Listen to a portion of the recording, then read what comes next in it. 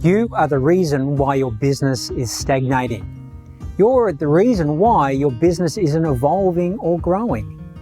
Yes, you, the person that you see in the mirror each and every day. And the reason I know that the majority of the time it's the business owner that gets in the way is because I've been that business owner previously.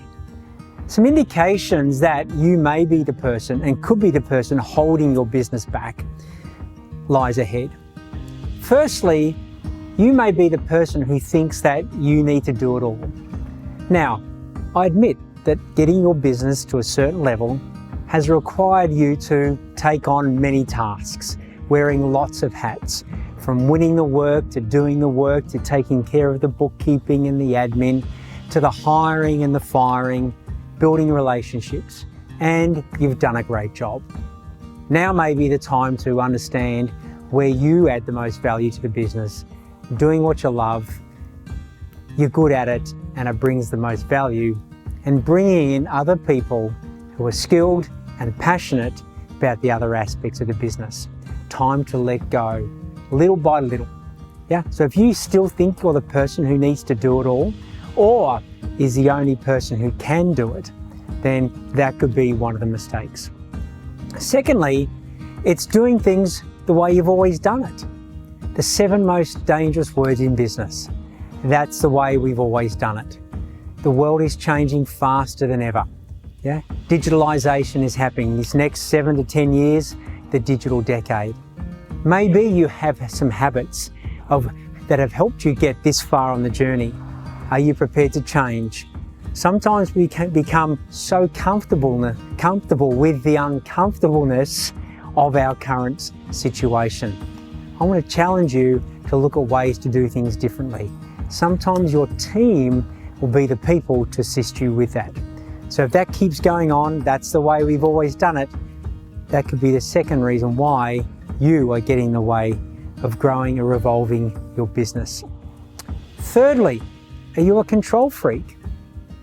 I think I used to be. In fact, my team will tell me that I definitely was a control freak, having to be over everything and anything that's going on in the business, making sure that everything ran by me before we made a decision.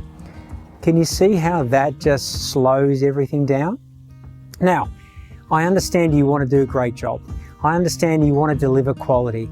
And I understand also you have a fear of failure, like most of us. We don't want to let clients down. We don't want to let our relationships down. But if you're a control freak, okay, gradually, over time, there's ways to deal with that issue.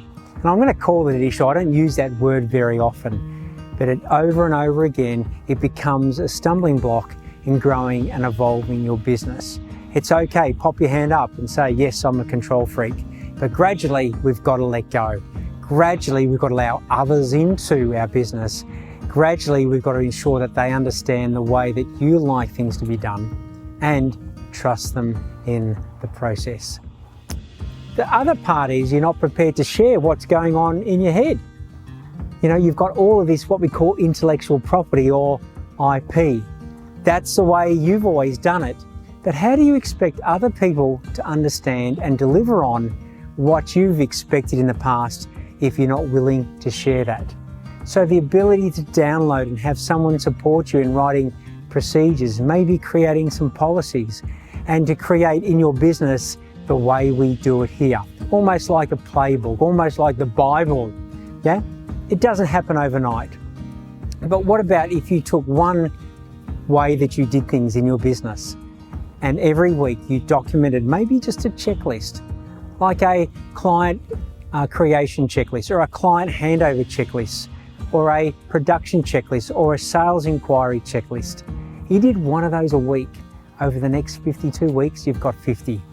Add another 50 the following year, and you've got a playbook that helps your team understand clearly the expectations you have of them and how you deliver consistently on the product that you have in place.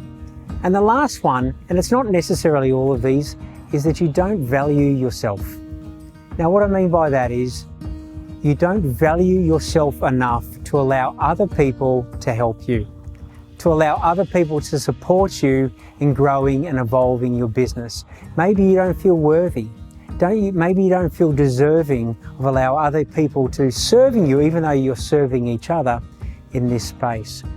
You might be thinking, who am I to have this amazing business where I'm the business owner and I've created this place where everybody can come and work, build a career, contribute to the organisation and the industry.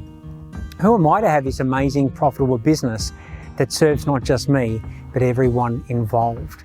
So the lack of value, or maybe even love for yourself and feeling worthy of creating an amazing business gets in the way and keeps you playing not necessarily a smaller game, but the same game in hindsight. So I trust maybe one or maybe all of those related to where you're at in your business journey right now. At Pro Trade United, our goal is to understand exactly where you're at.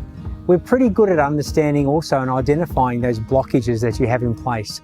Sometimes when you're playing the game, it's really hard to keep your eye on everything, and in fact, really hard to observe the habitual patterns that you have in place. If we can support you with moving past some of those stumbling blocks, maybe the glass ceiling as some people call it, please be in touch because that's what we're here for. Chat to you soon.